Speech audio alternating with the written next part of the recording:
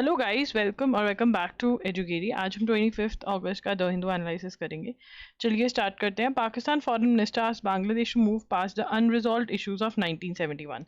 तो बेसिकली 1971 में क्या हुआ था? तो पाकिस्तान जो था, ठीक है ना, पाकिस्तान इंडिया में से निकला और इंडिया में से एक और पार्ट निकला, that is east Pakistan. That used to be part of Pakistan और आज की डेट में वो क्या है? बांग्लादेश है। अब जो ईस्ट पाकिस्तान था, it used to be part of Pakistan, ये अलग होना चाहता था पाकिस्तान से, तो लिबरेशन वॉर हुई। और इस लिबरेशन वॉर को किसने लड़ा बांग्लादेश के लिए? इंडिया ने लड़ा। ठीक है, और ये 1971 में हुई थी। पाकिस्तान ने बहुत कुछ किया था बांग्लादेश के साथ, बट आज बांग्लादेश जो है, ठीक है ना, वो दोबारा से पाकिस्तान की गोदी में जाकर के बैठ गया है। Bangladesh should clean its heart and move ahead by leaving the unresolved issue of Pakistan accountability in atrocities committed by Pakistan. Foreign Minister FM visits Bangladesh, says Bangladesh should move ahead by leaving unresolved issue of Pakistan's accountability in the atrocities committed by Pakistan military इन 1971। तो 1971 में क्या हुआ था? 1971 में liberation war हुई थी, ठीक है, जिसमें इंडिया ने Mohammad Ishaq Dar is the foreign minister of Pakistan and 1971 में लिबरेशन वॉर हुई थी। Mister Dar the first foreign minister of Pakistan to visit Bangladesh, ठीक है ना। अब यहाँ पर मिस्टर धर बन गए हैं first foreign minister of Pakistan to visit Bangladesh. ठीक है, in a decade met Mohammad Yunus, chief advisor of government of Bangladesh।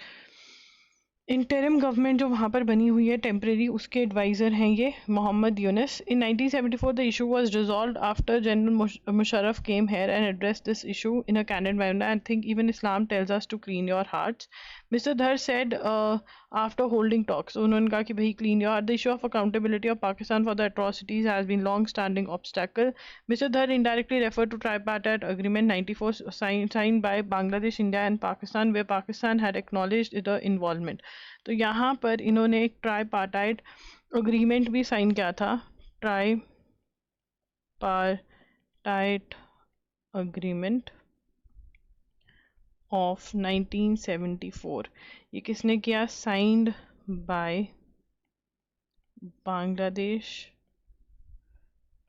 India and Pakistan. Pakistan acknowledged the involvement of military in the atrocities, ठीक है ना। और उसके बाद regret expressed by General Musharraf during his 2002 visit of Dhaka, ठीक है। Mister Hussain said repartitions, we want Pakistan to express remorse and seek forgiveness for the mass killings that took place. He also acknowledged that China is supportive of Pakistan bilateral ties। तो अब यहाँ पर हमारे लिए क्या दिक्कत है? मैंने ये पहले ही बता दिया कि चाइना के साथ हमारी बनती नहीं है, अब पाकिस्तान के साथ नहीं बनती, पाकिस्तान बांग्लादेश के साथ नहीं बनती। तो एक दुश्मन हमारे यहाँ बैठ गया, एक यहाँ बैठ गया और एक यहाँ बैठ गया, बहुत ही दिक्कत है।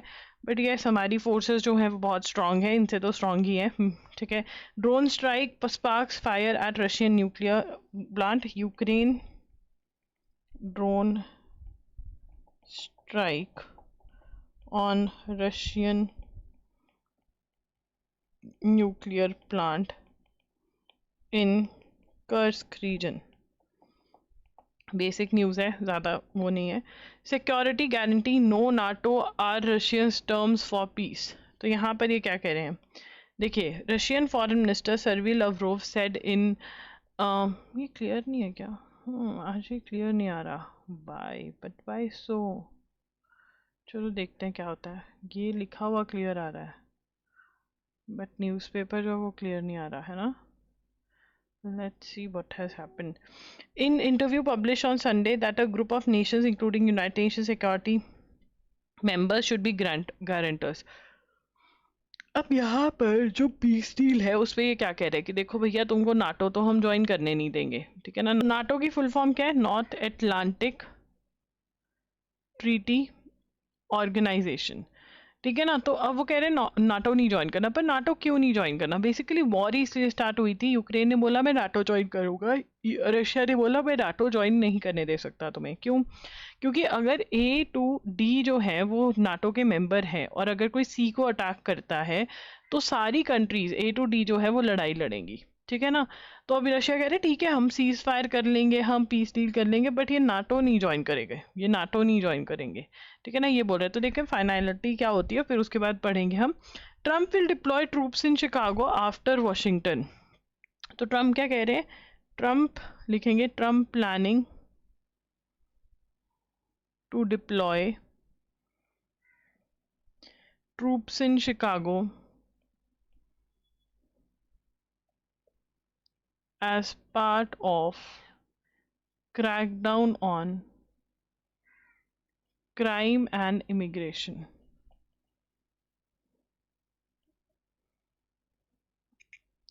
Crackdown on crime and immigration का क्या मतलब है कि भाई हम हल्ला बोलेंगे, जो लोग गलत काम कर रहे हैं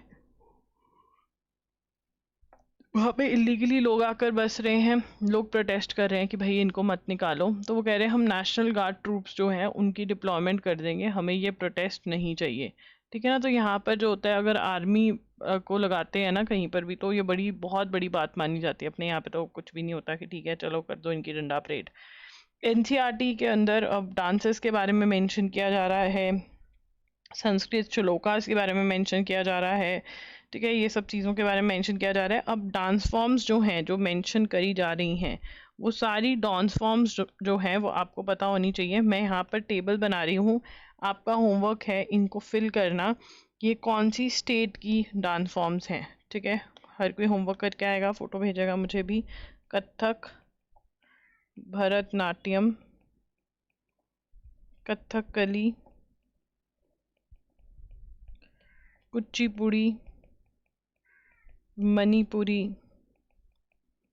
और मोहिनी यातम। तो ये कौन सी स्टेट्स की हैं, ये आपने इनके सामने लिख लेना है।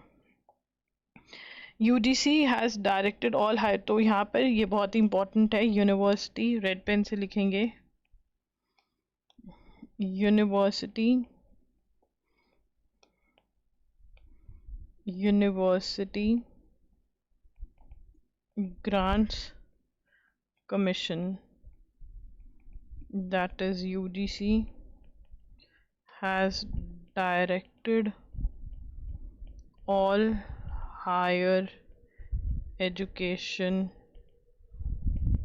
institutions to stop offering programs in healthcare and allied disciplines including psychology and nutrition। तो क्या कहा है कि हायर एजुकेशनल इंस्टीट्यूशंस को बोला है कि आप हेल्थ केयर से रिलेटेड जो प्रोग्राम्स हैं उनको डिस्टेंस एजुकेशन से नहीं पढ़ा सकते हो, ठीक है ना। All I offering including psychology and nutrition through open and distance learning और online mode from 2025 academic session, ठीक है ना, ये यूजीसी ने बोला है कि आप हेल्थ केयर के जितने कोर्सेज हैं, डिसिप्लिन इंक्लूडिंग साइकोलॉजी और न्यूट्रिशन प्रोग्राम जो है वो आप ऑनलाइन या डिस्टेंस एजुकेशन या ओपन में नहीं पढ़ा सकते हो। ठीक है ना। Ban applies to courses under national commission for allied and healthcare professions NCAHP Act 2021। ठीक है, these include psychology, microbiology, food and nutrition, science, biotechnology, clinical nutrition, dietetics। ठीक है, ये सब नहीं ऑनलाइन अब पढ़ पाएंगे आप लोग। ISRO holds air drop test for Gaganyaan. Gaganyaan mission किसके लिए है? गगनयान इज कि हमको क्रू भेजना है लियो में, that is lower earth orbit में, और वापस लेके आने एस्ट्रोनॉट्स, और इंडिया का इंडिजीनियस ये मिशन रहने वाला है। तो उसी के लिए ISRO holds air drop test for Gaganyaan mission. कौन सा टेस्ट होस्ट किया? Air drop test. कौन सा टेस्ट होस्ट किया? Air drop test. अगर इसरो की फुल फॉर्म नहीं पता तो लिखेंगे इंडियन स्पेस रिसर्च ऑर्गेनाइजेशन। तो इन्होंने क्या टेस्ट किया? First integrated air drop test, that is IADT-1। ठीक है ना। तो यहाँ पर गगनयान क्या है? Gaganyaan India's first human space flight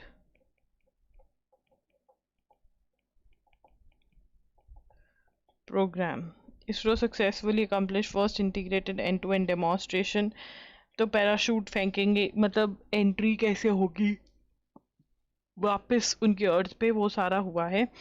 ठीक है ना। ट्रायल है तो ये बहुत ही ज़रूरी है। डमी क्रू कैप्सूल किया है, चिनूक से फेंका। ठीक है। अब यहाँ पर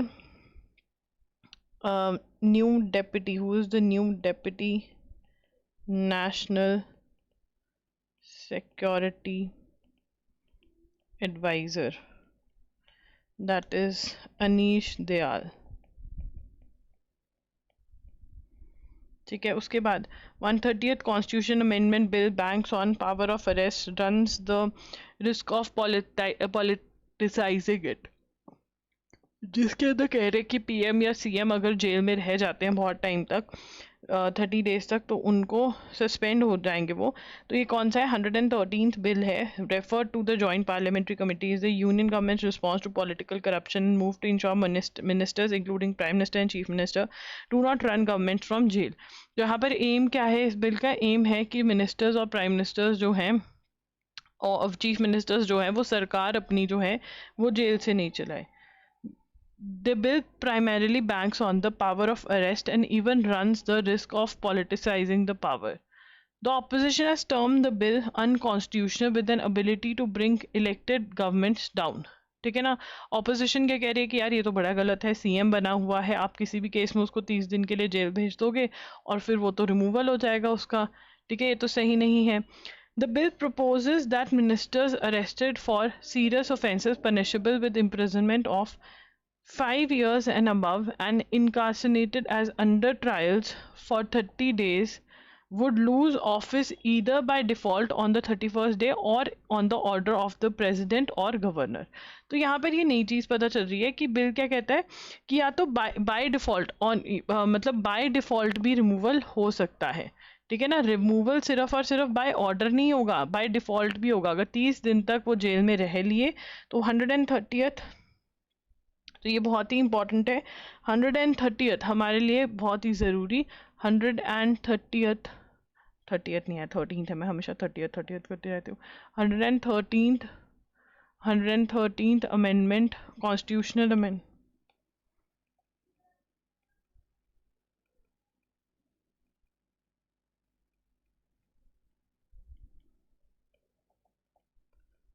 ठीक है। 113th कॉन्स्टिट्यूशनल अमेंडमेंट बिल क्या कहता है कि अगर proposes that ministers arrested for serious offences punishable with imprisonment of 5 years and above and incarcerated मतलब jailed as under trials for 30 days would lose office either by default on 31st day or on the order of the president और governor. तो यहाँ पे क्या कह रहे हैं कि जो मिनिस्टर्स जो सीएम और पीएम हैं और मिनिस्टर्स हैं, अगर वो जेल जाते हैं और जिस क्राइम के लिए वो जेल जा रहे हैं, ठीक है ना, उसकी सज़ा 5 इयर्स या उसके अबव है, तो अगर वो 30 डेज जेल में रहते हैं इस क्राइम के लिए एज एन अंडर ट्रायल क्या होता है भैया, अभी पक्का नहीं हुआ, इसी ने ये ऑफेंस कमिट किया बट लग रहा है कि इसने करा है, तो हमें इसे पूछताछ करने के लिए जेल में रखना पड़ेगा। अगर ऐसी पूछताछ के लिए 30 डेज वो जेल में लगातार रह लिया या रह ली, ठीक है ना, तो बाय डिफ़ॉल्ट उनका रिमूवल हो जाएगा या प्रेसिडेंट या गवर्नर कर देगा। मैं ऑलरेडी नोट्स में लिखवा चुकी हूँ कौन किसका रिमूवल कर सकता है, ठीक है ना, ये हमने लिख लिया था। अब यहाँ पे जो सेकेंड पॉइंट है वो है बहुत ही अच्छा, जो है एम के बारे में, ठीक है ना। तो एम क्या है बिल का, ठीक है ना, तो हैज़ टू मतलब risk of politicising the power, जो ये है कि एक minute, do not run, um क्या है, ensure ministers including PM and CM do not run governments from jail, कि वो जेल से सरकार ना चलाएं, ये एम है, ये लिख लो। उसके बाद आगे चलेंगे। The bill employs the statutory power of arrest to detain constitutional authorities such as Prime Minister and Chief Minister. The text of the bill uses the phrase arrested and detained in custody but does not specify by whom. अब यहाँ पे ये problem भी है कि arrest bye whom, ठीक है ना, अरेस्ट तो मल्टीपल अरेस्ट होते हैं, मल्टीपल एजेंसीज हैं जिनके पास पावर ऑफ अरेस्ट रहती है, तो ये नहीं क्लियर क्या। अब केजरीवाल जेल में गए थे, वो चीफ मिनिस्टर थे, ठीक है, तो ये वाला चीज़ भी है। Arrest brings humiliation curtains freedom, तो यहाँ पर तो सुप्रीम कोर्ट कह रहा है कि अरेस्ट नहीं होना चाहिए बट करना पड़ता है, क्योंकि जो ये हाई पावर बॉडीज़ होती हैं अगर ये बाहर रहेंगी तो ऑब्वियसली कहीं ना कहीं इन्फ्लुएंस रहेगा। ग्रांटिंग बेल टू, मतलब इन्होंने डिफरेंट जजमेंट्स बताई हैं कि अरेस्ट के तो अगेंस्ट है सुप्रीम कोर्ट की, अरेस्ट तो होना ही नहीं चाहिए है, ये सब चीज़ें हैं। बट यहाँ पर जितने भी एनएल सैट वाले बच्चे हैं, this is a very very important topic, ये मोस्ट एक्सपेक्टेड टॉपिक लग रहा है मुझे, तो प्लीज़ इसको अच्छे से प्रैक्टिस करके जाइए, इसको अच्छे से प्रिपेयर करके जाइए। उसके बाद DRDO test multi layer air defence system successfully. DRDO ने क्या टेस्ट कर लिया है, DRDO conducted maiden fight left, DRDO conducted maiden flight tests of integrated air defense weapon system, that is IADWS, integrated air defense weapon system of the coast of Odisha, ठीक है ना, कहाँ से टेस्ट किया, off the coast of Orissa से ये test किया गया है। Tariffs put on India to force Russia to stop war, says US VP. तो वाइस प्रेसिडेंट ऑफ रशिया क्या यूएस क्या कह रहे हैं, यूएस वाइस प्रेसिडेंट, सबसे पहले हमें बताना चाहिए who is the vice president of US. JD Vance said that tariffs imposed on India to force Russia to stop war, ठीक है, उसके बाद आगे चलेंगे। The union government has introduce 130th constitution amendment bill कि 30 days अगर वो jail में रह गए relation to a criminal offence तो the person would have to resign. Now अब 130th कॉन्स्टिट्यूशनल अमेंडमेंट के अंदर कौन से आर्टिकल्स को अमेंड किया जा रहा है? तो यहाँ पर articles bill seeks to amend article 75 and 164। ठीक है ना, ये क्या डील करते हैं? Deal with council of ministers at the union and state level. It provides that a minister who had been arrested and detained for 30 consecutive days for an offense जिसका punishment ये हमने कर लिया है सारा. This is repetition. ठीक है, उसके बाद अभी आज के डेट में क्या लॉ है कि अगर कोई क्रिमिनल ऑफेंस हो जाता है तो क्या वो रिजाइन करते हैं, क्या करते हैं? तो रिप्रेजेंटेशन ऑफ पीपल एक्ट कहता है provides that any person who is convicted in a criminal case and sentence to not less than 2 years in jail shall be disqualified from being a member of parliament or state legislature for the period of this sentence and 6 years thereafter. तो यहाँ पर present law क्या है? Present law क्या है कि representation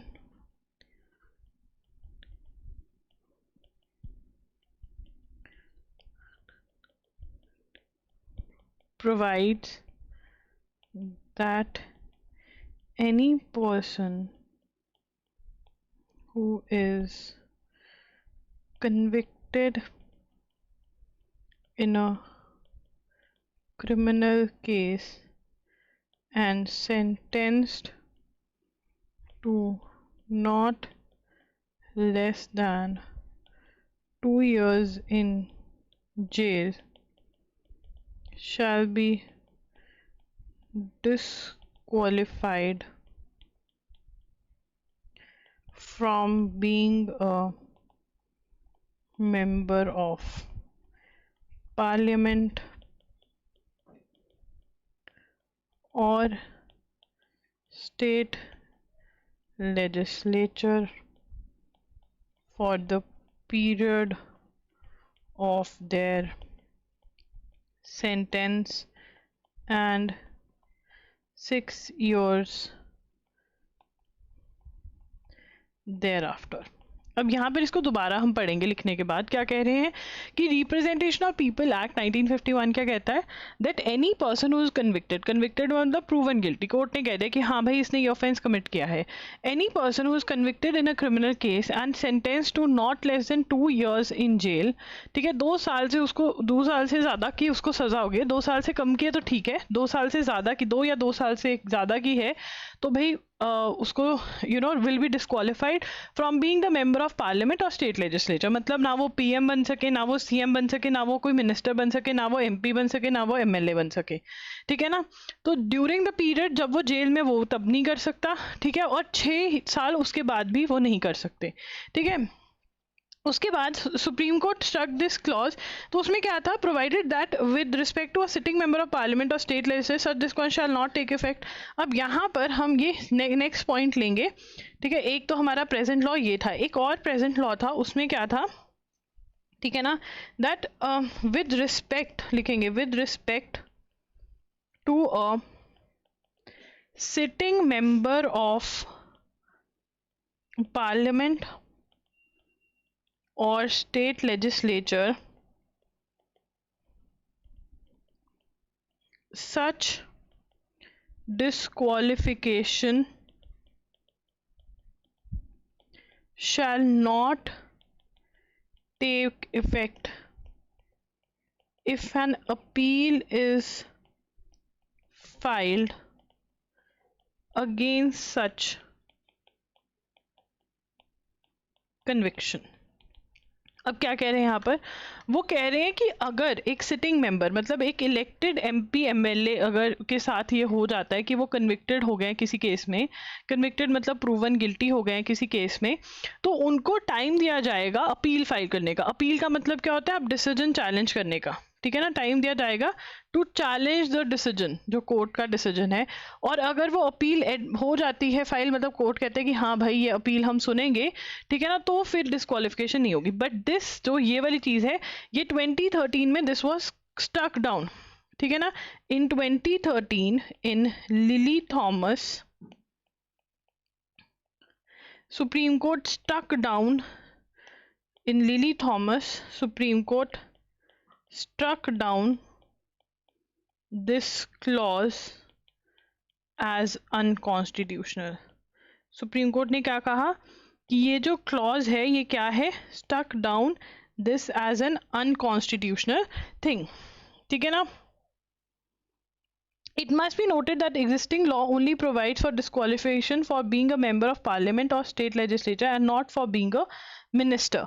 तो यहाँ पर वो कह रहे हैं कि जो एग्जिस्टिंग लॉ है only provide disqualification for being a member of parliament or state legislature, not for being a minister, कि आप मेंबर नहीं हो सकते पार्लियामेंट स्टेट लेजिस्लेचर के, and not for being a minister. ये डिस्क्वालिफिकेशन पर्टिकुलरली उस चीज़ को अप्लाई नहीं करती। हम इतनी डिटेल में नहीं जाएंगे, जितना मैंने आपको पढ़ाया है उतना ज़रूरी है कि अपील, एक सिटिंग मेंबर अपील फाइल कर सकता था और फिर डिस्क्वालिफिकेशन नहीं रहती, मतलब नहीं हो पाती थी। बट 2013 में लिली थॉमस वाले केस के अंदर सुप्रीम कोर्ट ने कहा कि ये रूल एप्लीकेबल नहीं है कि अपील फाइल कर दो तो डिस्क्वालिफिकेशन नहीं होगी, डिस्क्वालिफिकेशन होगी तो दिस लॉ इज एप्लीकेबल, ठीक है। अब यहाँ पर क्या ये लॉ जो लेकर आने की कोशिश कर रहे हैं, मतलब 130th अमेंडमेंट, कॉन्स्टिट्यूशन अमेंडमेंट जो लेकर आ रहे हैं, is it correct, is it right? Now, criminalization of politics is a malaise plaguing our democratic system. However, this issue surrounding the bill need careful consideration. Moreover, the bill seems to try address the effect of report of association ki 46% of MPs and 45% of MLAs have criminal cases against them. It added that chances of winning for a candidate with a criminal background was this. ठीक है ना, an appropriate step then would be to not field candidates who have criminal records. Parties should instill this self discipline rather than provide tickets. तो अब यहाँ पर ये वाला जो पार्ट है, ये NLSAT वाले या AIAT वाले बच्चे जो हैं, प्लीज़ अपनी नोट्स वाली जो रिसर्च, जो ऐसे राइटिंग वाली नोटबुक है उसमें नोट कर लें पूरा blue part, the entire blue part needs to be noted in your notes notebook. कि वो कह रहे हैं कि भाई एक ओपिनियन दे रहे हैं कि हाँ यार क्रिमिनल वाले लोगों को ना टिकट दो, वो ज़्यादा सही है, ठीक है। Over the decades the traditional art of battlefield trickery has emerged with digital age innovations incorporating decoys. अब डिकॉयज क्या होता है, ठीक है ना, मान लो मेरे को लड़ाई चल रही थी पाकिस्तान और इंडिया के बीच में, तो हम एक दूसरे के यहाँ पर चीज़ें भेज रहे थे टू कंफ्यूज कि भैया अब ये एयर अटैक हो रहा है ताकि ये अपना मिसाइल विसाइल छोड़ दे, बट एक्चुअल में कुछ भी नहीं छोड़ा, तो उसको डिकॉय कहते हैं, ठीक है। ड्यूरिंग ऑपरेशन सिंदूर हमने बहुत सारे डिकॉय करे, ठीक है ना। Indian air force is believe to have successfully deployed AI enabled x-guard fibre optic towed decoy system developed by Israel's Rafael, ठीक है ना। डिकॉयज, ठीक है, decoys deployed by India during Operation Sindoor, ठीक है ना। Decoys employed by India during Operation Sindoor के बारे में बात करेंगे। तो कौन सा करा हमने, एम्प्लॉय करा है AI enabled x-guard fibre optic towed decoy. ये क्या है, FOTD, क्या है, FOTD।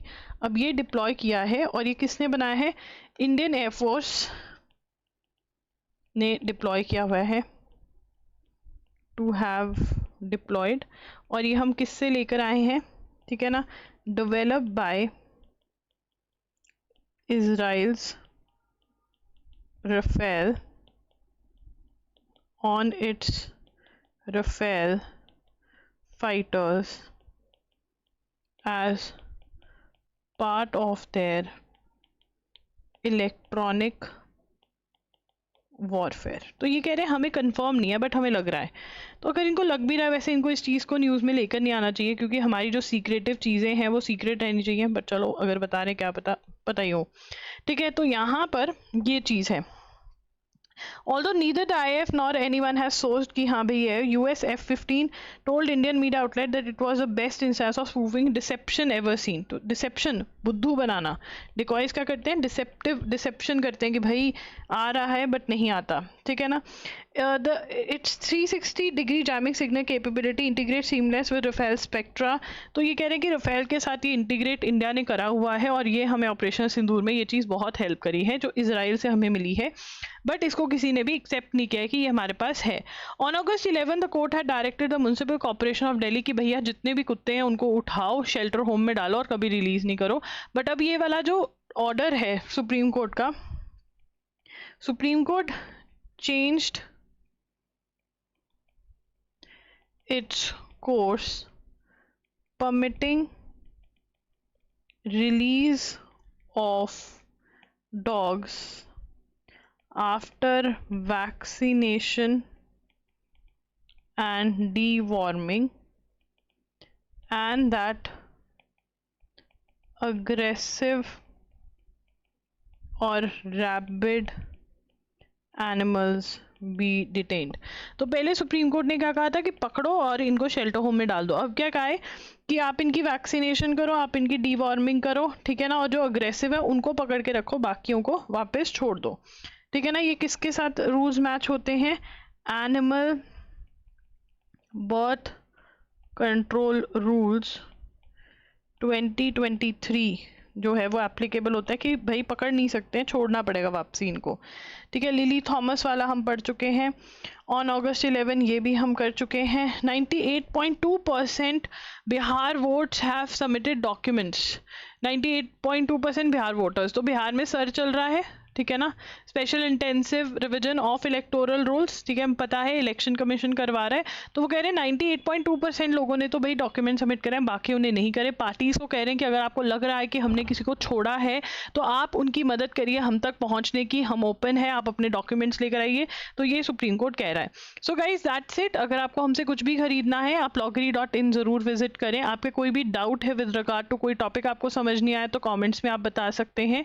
आप इंस्टा पे भी मुझे बता सकते हैं, मैं वहाँ पर आई एम लॉगरी के नाम से अवेलेबल हूँ, डीएम कर सकते हैं, वहाँ पर अपने नोट्स शेयर कर सकते हैं आप हमारे साथ, वैसे ही शेयर कर सकते हैं स्टोरीज के अंदर भी और हमें टैग कर सकते हैं, ठीक है। आप do like this video, please please please do support एजुगिरी by liking this video and by commenting #एजुगिरी, #you love us, whatever you can do it, and do subscribe to the channel and hit the bell notification on, ताकि जैसे ही video live जाए आपको पता चल जाए और आप वीडियो देख करके अपने नोट्स बना लें और अपनी करंट अफेयर्स अपडेटेड रखें, ठीक है।